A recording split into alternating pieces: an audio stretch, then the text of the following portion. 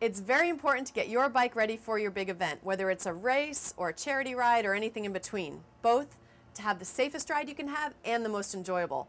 There's a few things you can run through as a checklist before your big day, and we're going to take you through those right now. Make sure you have the best ride possible. First, have you lubed your chain in a while? The two things you might notice if you haven't are a little bit of a squeak happening when you're riding, and also you can maybe see some dirt or grit in the chain. Those things, not a good idea. You definitely want to lube your chain before you head out on your big ride, again, for both safety and for efficiency of your ride.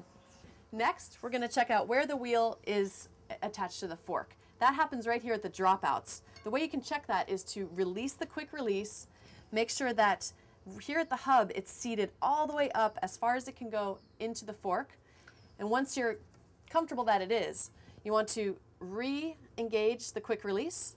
A good rule of thumb to make sure that the quick release is properly adjusted is that when you do press it in, it leaves a slight indentation in the palm of your hand. That one to me felt a little bit light, so what I would do is I would release the quick release again, turn the bolt just slightly, a little bit more, see how that feels, and when I press that in, I feel a good pressure on my hand.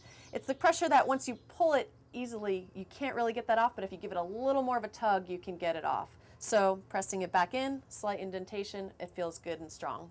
Next, you want to make sure that the wheel can spin freely through the brake caliper. As you can see there, it had a quick stop, which means that we do have to do a little adjustment on the brake caliper, which is really easy. What you want to do, if you come up with me, is to stand just over, and you can adjust it just with your hands, left or right, as you need to make sure that there's just as much space on the right and the left from both the rim and the brake pad.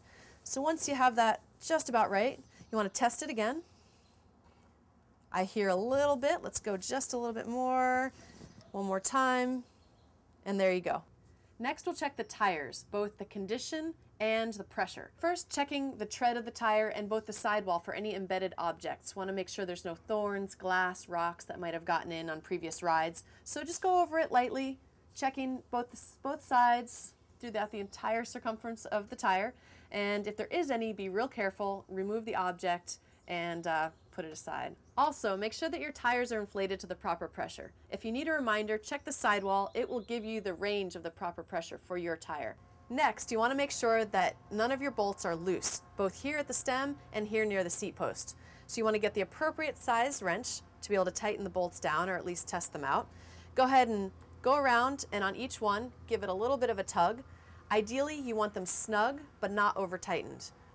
Over-tightening can compromise the integrity of the handlebars and the seat posts.